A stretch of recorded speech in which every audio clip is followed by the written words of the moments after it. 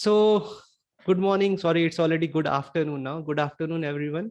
And this webinar series that we are having currently with Qualcomm, this is the third iteration of this series.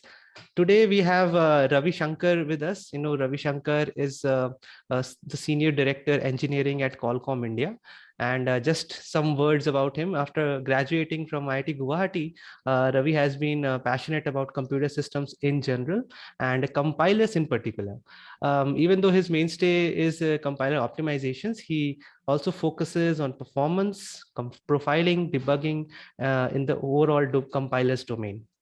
He has also worked passionately on program analysis and code hygiene tools. He has been working in the wireless semiconductor industry for almost 22 years now. And for the past 5 years, he has been mainly working with compilers, linkers, loaders, simulators, debuggers, and IDEs, right? So he has a very vast experience for all of us to gain from. So without wasting much time, because we have already wasted a little bit of it, I'm just going to hand over the podium to Ravi. Ravi, over to you. Yeah, thanks, Saurabh. Very glad to be here and presenting some of the work that we've done in the recent past. Basically, I'm going to talk about a couple of compiler optimizations that we implemented that gave us really good benefits. One was LTO and other was PGO. LTO is link time optimization and PGO is profile guided optimization.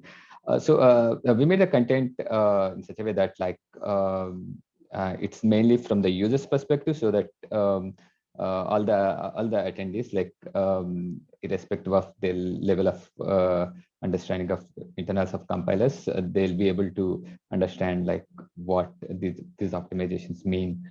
So if you have any questions at any point of time, feel free to interrupt me and ask me these questions. Okay. I'll start with LTO, the link time optimization. So this is the overall agenda. I'll talk about a little bit overview, and I'll also give a motivating example, like how LTO is beneficial, explaining through a very small example, and how we can use LTO, especially with LLVM. And very little details about how LTO works. I won't explain all the internals because that will need some kind of understanding about LLVM and in general in compilers and the impact of LTO, what kind of benefits that we saw with our implementation. Okay. So LTO, as I said, it's link time optimization. So the basic philosophy here is so the compiler, when you compile code base, compiler compiles individual files. So the scope of the compiler is only one file, what we call it as a translation unit, right? Because of that, there are a lot of optimization opportunities that are missed because compiler itself cannot see across the files. So if you want to apply traditional compiler optimizations that are generally done within a file, that won't happen across the files. When I give the example, that will be more clearer to you. So to actually improve on that, the LTO was thought about, and it's basically a combination of work from compiler and linker, and with that combination, it provides more opportunities for the compiler to optimize the code. Okay. While LTO, it offers significant benefits, mainly in terms of code size reduction, but as a side effect, right? You get performance improvements also. But the main goal here is not, at least for us, to improve the performance, mainly for the code size reduction. But we noticed that in most of the cases, there is some kind of performance improvement. Okay. So I think this example will hopefully make it clear to the audience, why we need LTO kind of optimization.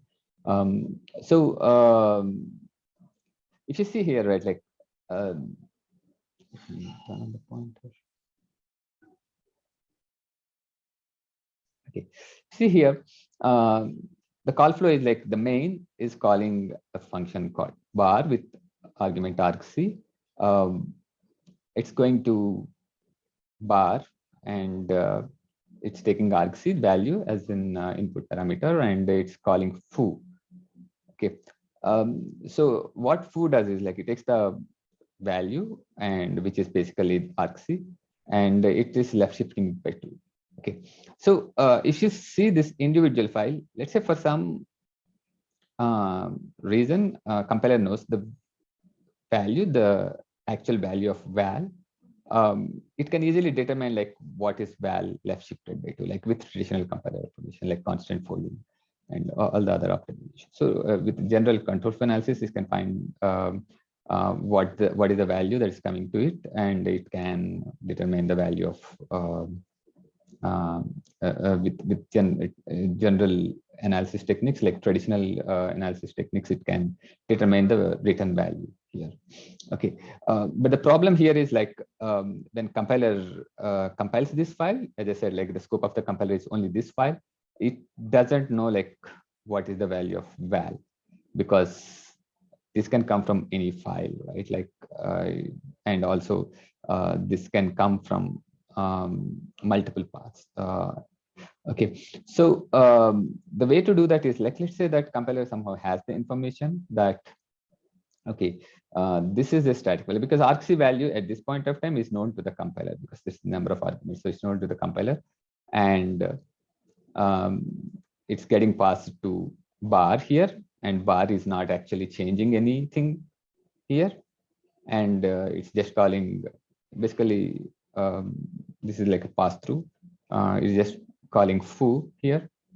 Okay, and the thing that foo does is like just left shift by 2.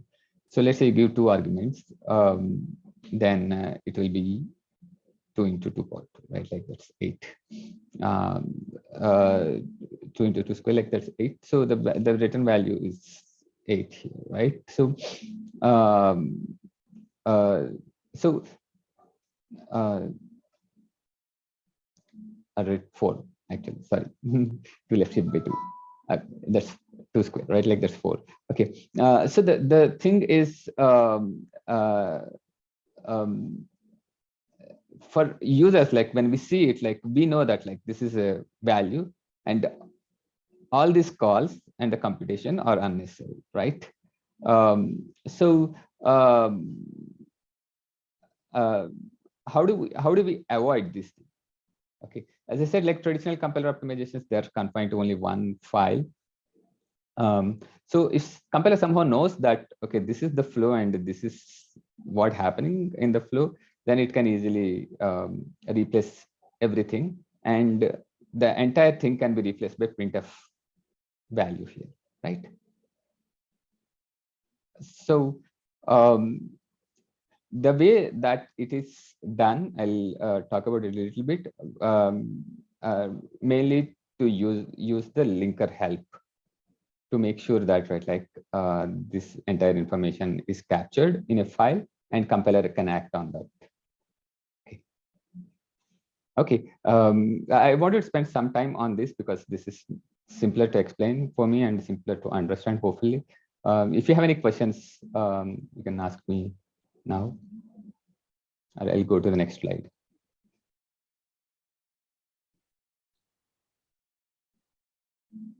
Okay. So basically, compiler can do this. Okay. So the other thing is like, I mean, in this case, we kind of know like what is argc, and you can replace the value. But even otherwise, like let's say you're passing some other value here.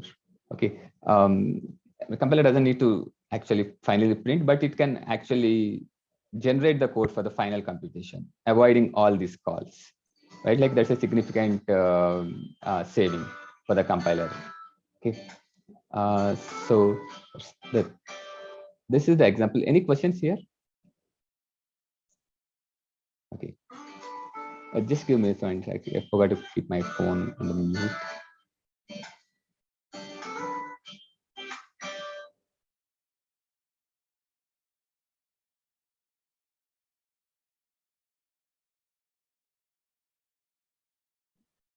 Sorry about that. Okay. Okay, I'll go to the next slide.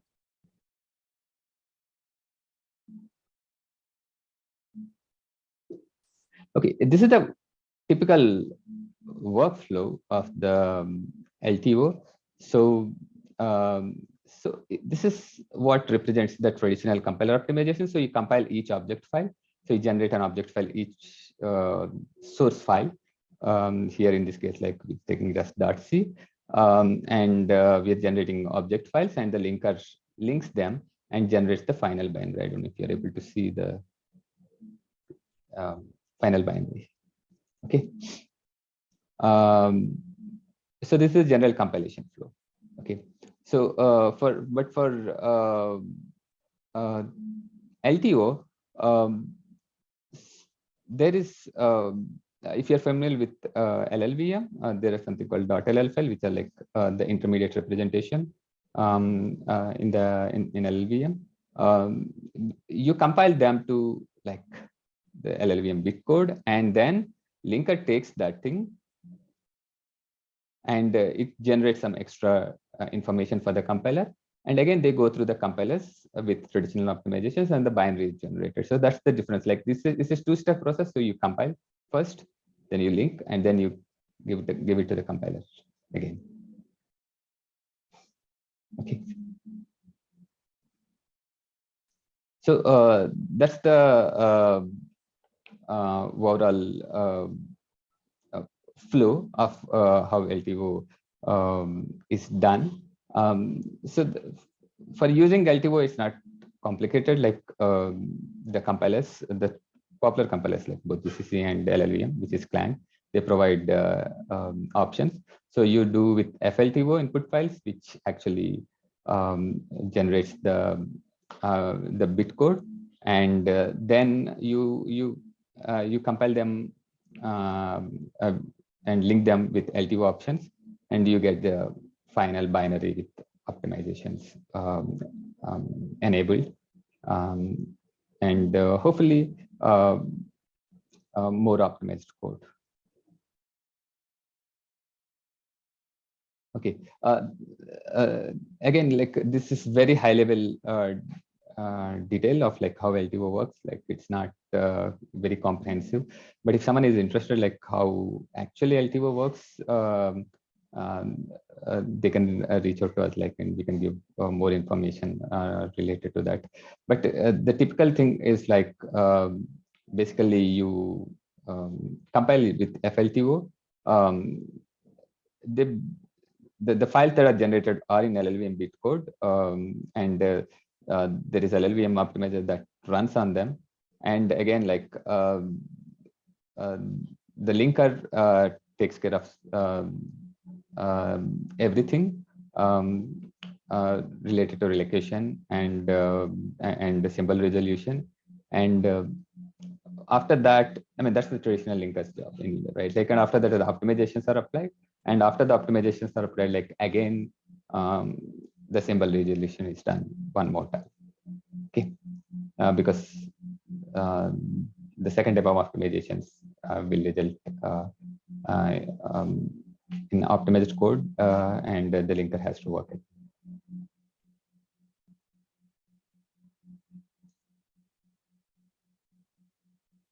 Okay, the impact of LTO, whatever we've seen in our code bases, like it is significant try size reduction, and it's just like in most of the cases, like there is positive impact on the performance, and you can, just like any traditional compile optimization, you can trade off like the performance versus code size things in LTO as well. So the downside of using LTO is like, just like again any traditional compile optimization, you increase the analysis, it will take more time to build, and LTO is significantly increases the build time. And also, again, like just like any other optimizations, like it will have an impact on the debug information. Since you're doing the optimization, you remove the code that is supposed to be there in the original source. files, you lose the debug information. Okay. And for simple examples like the ones that I showed, like you don't see much impact in the build time, the compilation times of using LTO. But when you go to the large code bases, like it has significant overhead. So the way that we generally recommend users is to like use LTO for the parts of the code that that are important in terms of like your code size, and leave the others with traditional compiler optimizations. Okay, so typically we've seen like 10 to 20% of code size improvements after LTO, and yeah, even the benchmarks we've seen like significant improvements for the community LLVM without LTO enabled. Okay, so in general, I mean that's not specifically true only for LTO. The problem is like we have a lot of legacy code, like, and most of the companies have a lot of legacy code, and they don't want to change that. Right? Like the like around 70% of the code is never touched. Okay, so how do you improve the performance of the code? And most of the developers are reluctant to touch the legacy code because it's always a risk, right? Like, so you touch the code, you may break something, and if the code has been there for a long time, like a lot of developers don't even understand like why something is done, and they don't want to risk by changing it.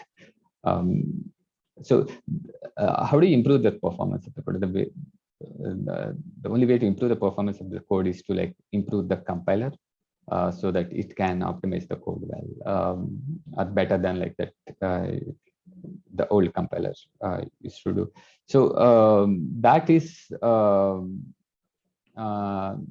something that a lot of our users or toolset users, they found very useful. Like you enable LTO, or in fact any other optimization, but I'll stick to LTO here. Like enable LTO, you don't need to change any code.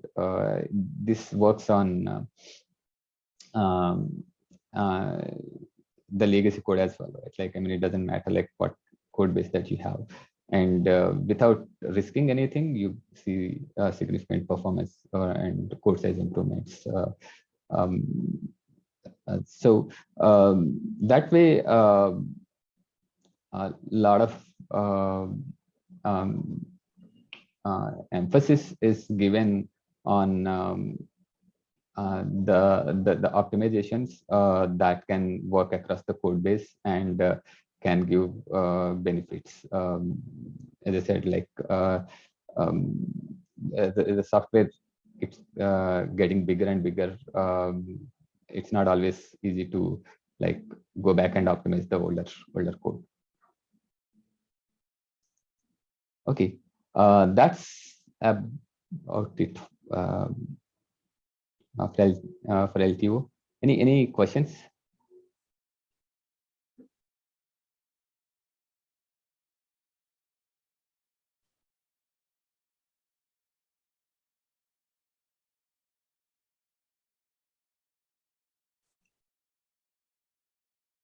Okay. So I'll go to PGO. PGO is profile guided optimization. I'll try to give as many details as possible, but I'll try to also keep it at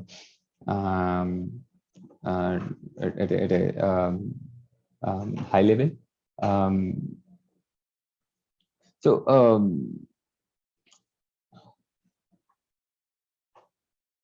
Okay, so I'll talk about like what is PGO, what is the essential part of PGO, and why we use PGO, and how to enable PGO, and what are the different types of PGO.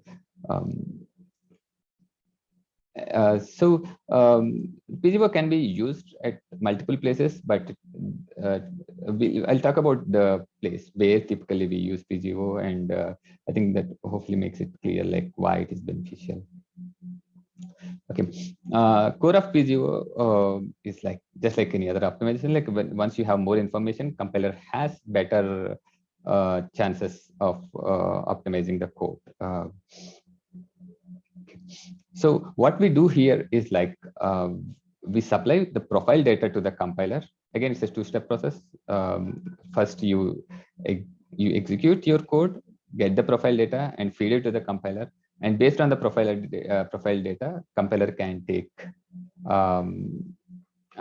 better decisions to optimize the code. Okay. The profile data is basically the control flow. Like it basically gives like execution counts at an instruction level or at a block level.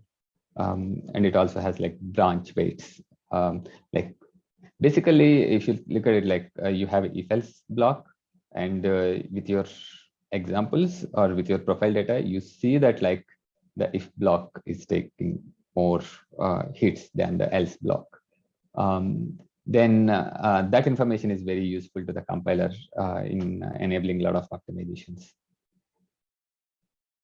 And again, block frequencies, like how frequently the blocks are getting executed. Like these are the typical things in the profile data. Benefits, obviously there is significant performance improvement once you have this thing. And I mean, that comes with additional advantage of like reducing the CPU power for certain use cases.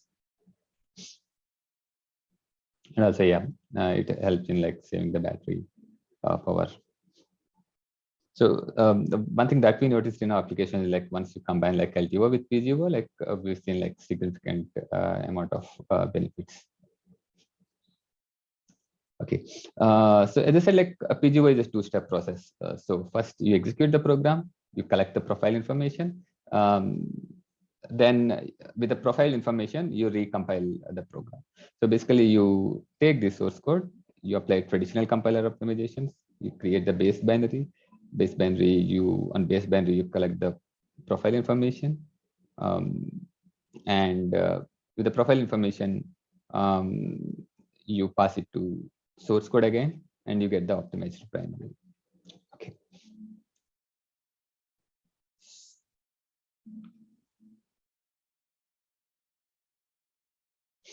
Okay, so how do you get the profile data? There are two ways to get the profile data. One is instrumentation based, and other is like sample based.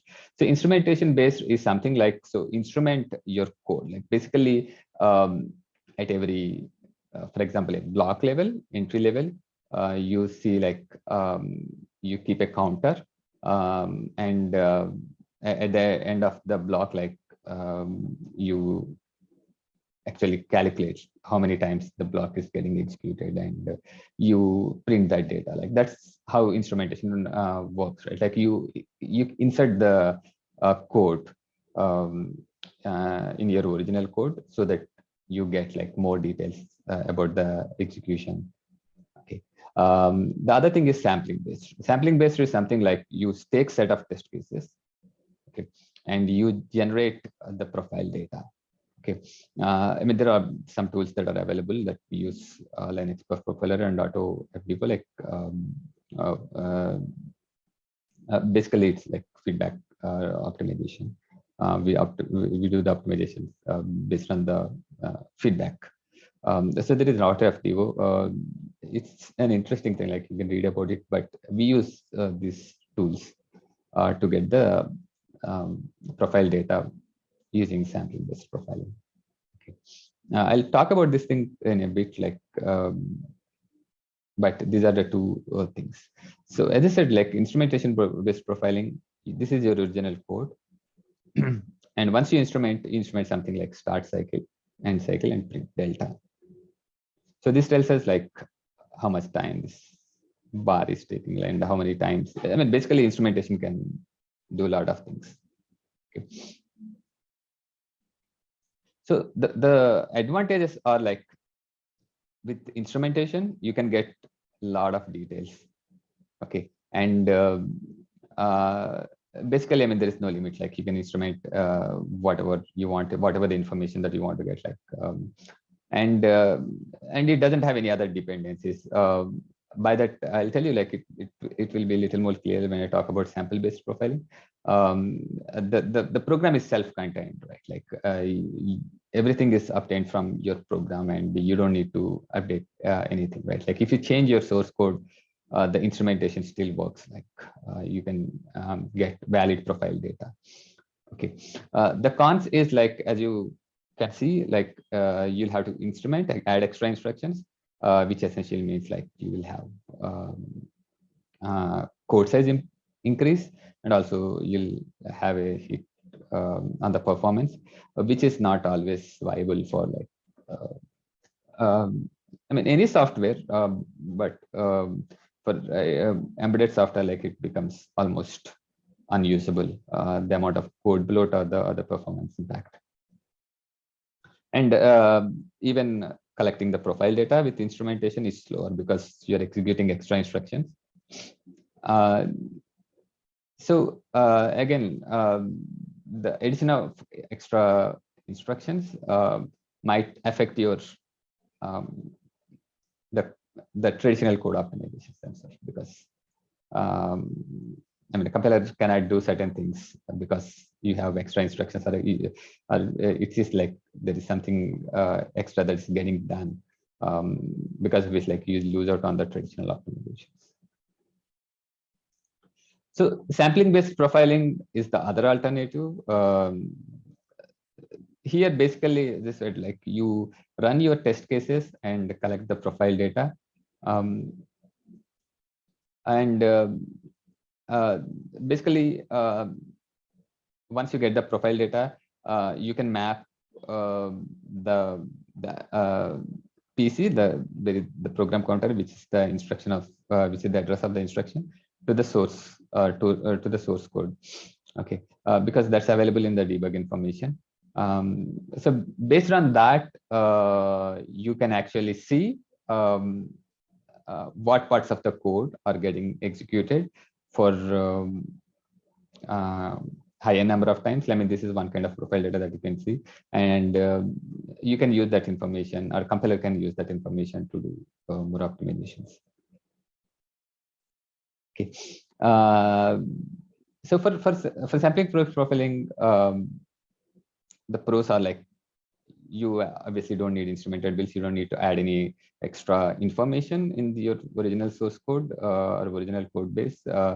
So it is easy to build with no build overhead and no changes in the build rules. And you can actually do this in the production environment. For example, you're releasing a binary to the users. You cannot ship an instrumented binary to the users, right?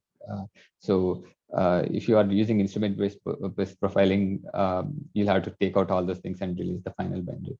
But for this thing, like, you can collect the profile data on the actual binary that you're shipping to the users. And here the profile data is more representative in the sense, like we actually take the use cases that are relevant and collect the profile data.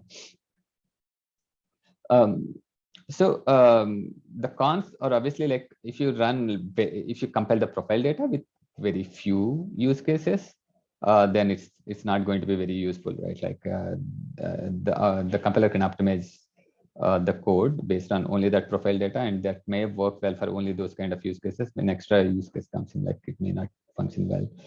And also this would require some kind of OS support, like, which is not always possible in Android systems. And the other problem generally with profile data is, like, you'll always have to keep up with the code changes. Like, for example, like, you collect the data some 1 year back, and your code changes significantly, and that profile data is not valid anymore. You cannot use that profile data for the optimizations. You'll have to regenerate the profile data. Okay. For instrument-based profiling, that's not needed. Okay. So this is how typically the profile looks, this is hopefully simpler to understand. Like, so for each line of this source code, you have a count, like how many times it got executed. Okay. If you see like 3, it's not it got executed for 0 times, which essentially means like it's not hit. It doesn't mean that compiler can take that out completely. Like this profile data is representative of like the use cases that you profile it with. Like this may get hit in some other use cases, but for the whatever the use cases that you ran this profile data with, like it's not hit. Okay, but how does it help the compiler, like knowing this information? This is where this hot and cold partitioning comes. Like, so basically, if you know that like some parts of the code are getting executed more number of times, you can the compiler can rerun the code in such a way that like the most commonly executed part or the commonly mostly hit part, like the blocks of the code that has that have like larger number of hits, they can be put together, which essentially helps in like increasing your cache performance, right? Like, for example, here, like you see these hard parts, right? Like these are all the red ones are the ones in this color, like they're put together here.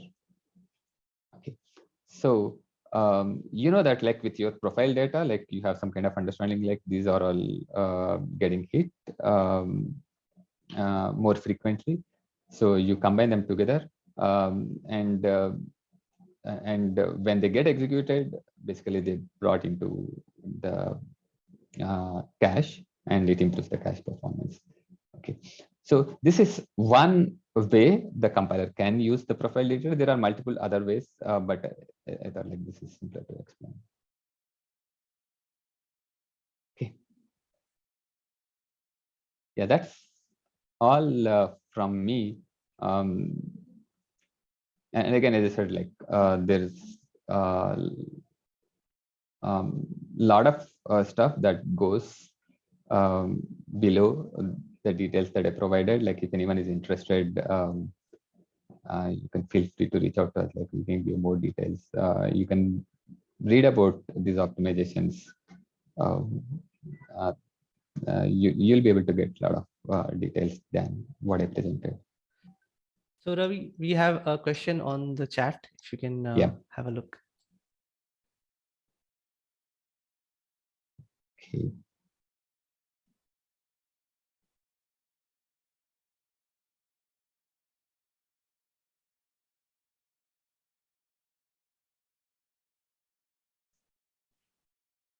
Yeah, right. So the way that we use Suresh is mainly the sampling based profiling, because it's not really possible for us to instrument the code. As I mentioned, like we basically work on the code base for the embedded systems.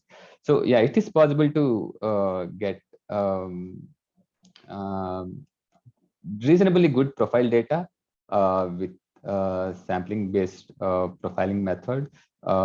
It involves like the I mean, basically it involves two things. First thing is to get large amount of use cases and run them and collect the samples of profile data. And the second thing is like to do that more regularly, so that your profile data doesn't go out of sync with your source code. Okay, but yeah, it is practical, very practical, and we do this for our code bases. Yeah, I mean, there is no general method that we use to collect the profile data using sampling based profiling. because each of our systems have like their own limitations and their own advantages and disadvantages. So we use different kinds of methods to collect the profile data. But I guess like it's very practical. Like it's possible to get the profile data for any kind of system. So yeah, I hope Suresh got his answer. So one very naive question probably from my side, especially in this application of PGO. I can understand that this makes a lot of sense that you're trying to cluster the data, that the instructions that are being hit more often together, so that we can get better locality in cache. But my major concern here is that wouldn't this require a lot of analysis of the side effects? Because whenever we do something like this, any kind of relocation like this, is it possible that maybe the final outcome differs from what it was intended to be? Isn't this a real issue that we have to check for? Okay. I mean, if you think like there's like any traditional compiler optimizations, like any kind of transformation will have some kind of risk, but um, uh, it's not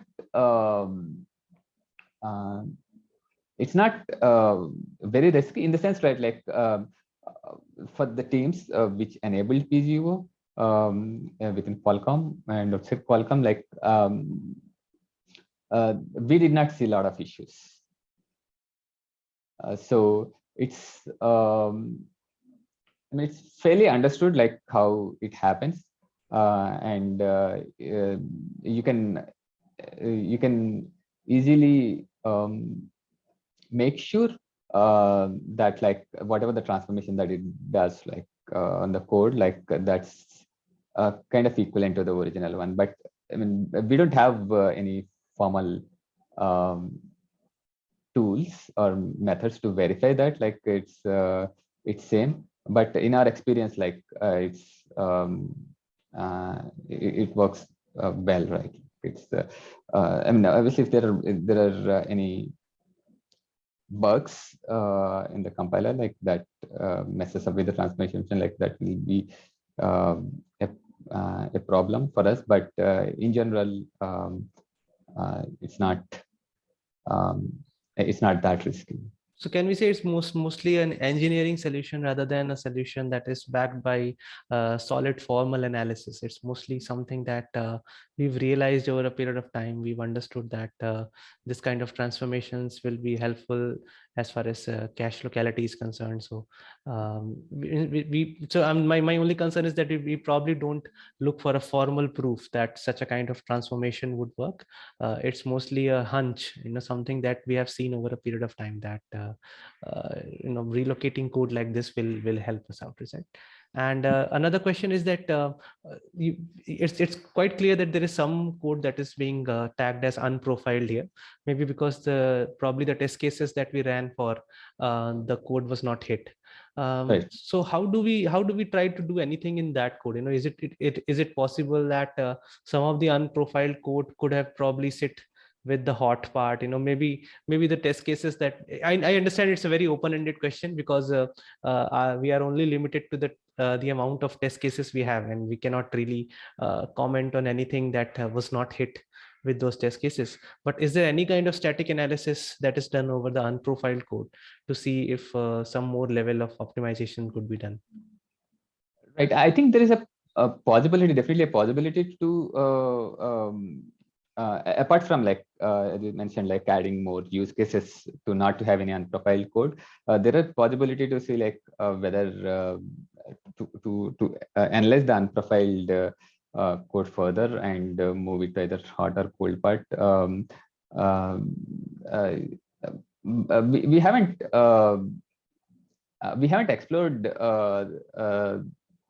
that part actively, apart from like to make sure that like we have as less unprofiled data as possible by increasing use cases. But yeah, there's definitely something that can be done, probably at a static level, or by some other means, because I mean, intuitively, we feel that it's possible to get more information or to do more analysis so that we reduce the unprofiled data. But I mean, we haven't put a lot of effort related to that, like because the easiest thing for us to actually see, like, if we have any additional use cases that we can use for the unprofiled data. I mean, visually look at the unprofiled data and see, like, are there any use cases that we can. Yeah. Okay. So that was just something that came to me, and just as a passerby, I would say, because I'm not really an expert in compiler optimizations, but yeah, this just came to my mind that right. Yeah. Maybe Yeah. There is definitely scope of to improve PGO on in different aspects, and it's possible that, like, there is already some work going on related to this, but at least I'm not aware. We don't use that. Our main goal, as I said, right, like, is to I mean, our challenge is always, like, to improve the quality of the profile data. Like, we don't always spend enough time to execute enough number of use cases so that we get good profile data. So whenever we see that there is some kind of issue, or issue in the sense, like, we're not seeing as much benefit as we're expecting from any application after applying PGO, then we go and look back to see, like, okay, what kind of use cases that we are running, and how can we improve on that, and all those things. Like, we tend to ignore this part generally because this is more involved work. Yes. Yes. So thank you, Ravi. Any other questions from anyone? Okay, so it's quite clear that we'll put this talk out anyhow on the. Okay, so there is some question, I guess, again from Suresh.